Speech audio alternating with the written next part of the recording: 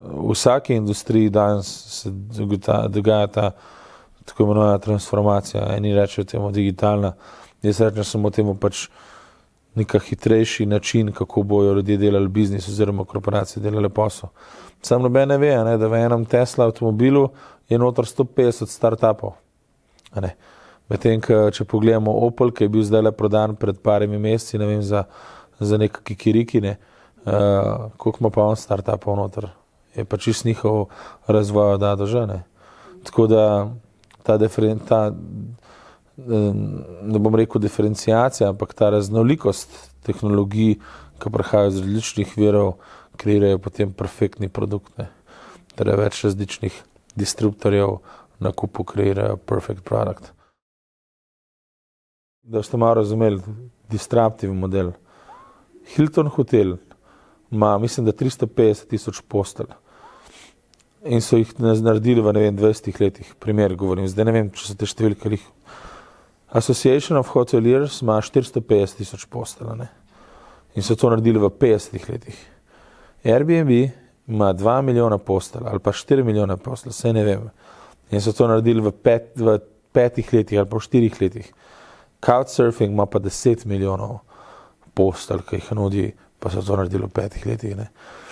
Ta disrupt, to je nepredstavljivo. Ta graf, kako v bistvu ti začneš propadati, se ne začne kar naenkrat začneš propadati, ampak začne 5 let prej in potem ti še zmeri rasteš, ampak ti si že obsojen na propad. Potem dosežeš en tak peak point in tem puf. In če takrat nimaš naslednjega tega produkta, ki bo tebe dvigoval nad površjem, si mrtev. Naprimer, pošte bojo zelo zanimive zdaj v naslednjih letih. Avtomobilska industrija absolutno, ampak oni se bojo izvlekli z električnimi avtomobili.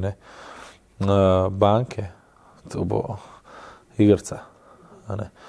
Ti, če imaš denar, se lahko precej hitreje digitaliziraš. Če ga pa nimaš, pa če že tako gagaš, kar naj drug segment. PwC, Deloitte, Ernst & Young, to vse bo disruptan. Kaj bojo pa oni še delali consulting na čemu, če bo obstajal artificial intelligence, ki ti bo vse te stvari povedal, kar oni vejo. To, kar nas čaka, je nam nepredstavljivo. To, kar se zdaj naprimer dogaja v Valleyu na artificial intelligence, umetni inteligenci, na big dati, na analitiki. 25 let nas loči od tega, da služb več ne bomo imeli. Ti boš imel robota, ki bo zate delal. Tvoj avto, naprimer zdajle, ko boš avto šel kupovati, ti boš avto kupil, se boš odpeljal z njim v službo in potem boš ta avto spremenil v svoj Uber, ki bo razvažal ljudi okoli po Ljubljani. Ko ga boš ti rabil, ga boš poklical, ta avto bo delal zate denar. To je prihodnost, ki nas čaka. Torej, disruptani bomo mi, ljudje. Te velike korporacije so samo eno gonilna ekonomska sila, ampak v bistvu, ko se digitalizacija zgodi, boste delali samo to, kar vas najbolj veseli. Tega mi do zdaj nismo mogli delati.